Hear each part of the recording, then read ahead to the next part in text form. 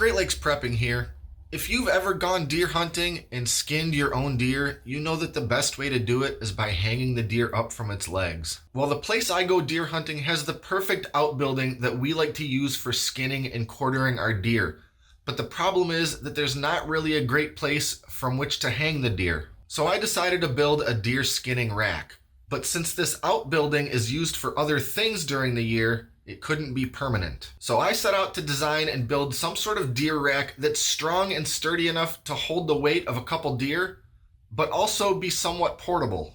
Something we could break down and transport and store in a way that wouldn't take up a lot of space. I also needed to make sure that when broken down, I could load it into the 5-foot bed of my truck. So as usual, I started laying out a design on the computer. As I've mentioned in the past, I don't know much about 3D CAD software, so I tend to design things in 2D. I laid it out from multiple angles, and I also broke down all my cuts on 7 8-foot pieces of 4x4 lumber, so I'd know exactly how much I needed and where to make the cuts. I decided to build this thing entirely out of 4x4 lumber because it's very strong, and it would work nicely for the half-lap joints I wanted to use.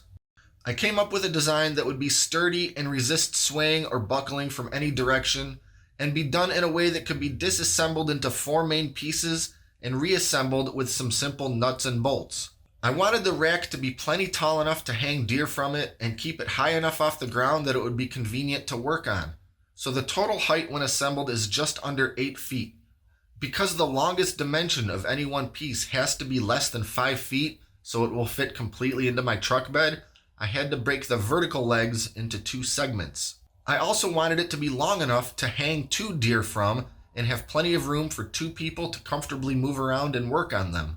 The overall length of the horizontal support is just over 8 feet, so this too had to be separated into 2 segments.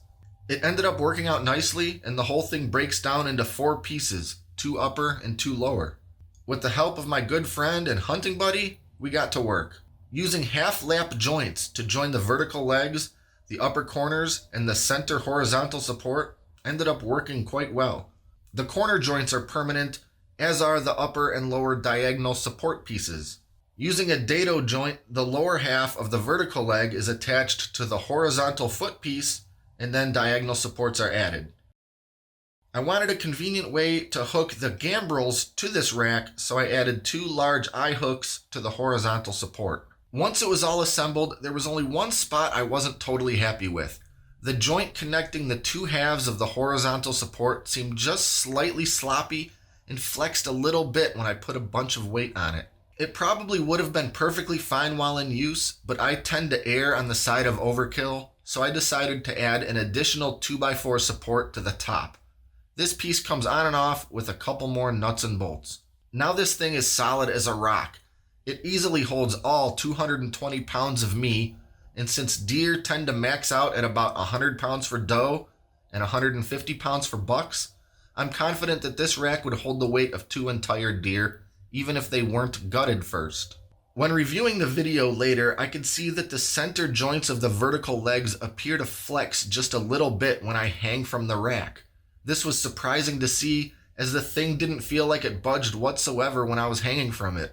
It didn't wobble, sway, or creak. I'm not worried at all about this, and all these 4x4s and large steel bolts could surely hold much more weight than I'll ever need it to. Lastly, I drilled a few holes in the upper diagonal supports so I'd have a convenient place to store all the nuts and bolts while disassembled.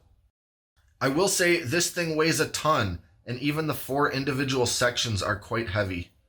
Oh well, the thing fits perfectly into the bed of my truck, and it's not so heavy that I can't set it up, tear it down, and move it by myself if I had to. I really hoped to end this video with some footage of a couple deer hanging from it. I even waited until after all the hunting was done for the year before editing this video. But sadly, we had an absolutely dismal season, and this rack didn't see a single deer this year. Well, that's the way it goes sometimes, and I'm certain this rack will last for years, so hopefully it'll see some action next year. So that's about it. I'll put my plans and dimensions for this thing in a link in the description in case you want to check them out and maybe build one for yourself. If you liked this video, click the subscribe button and stay up to date on all our latest stuff. Thanks for watching, And until next time, this is Great Lakes Prepping.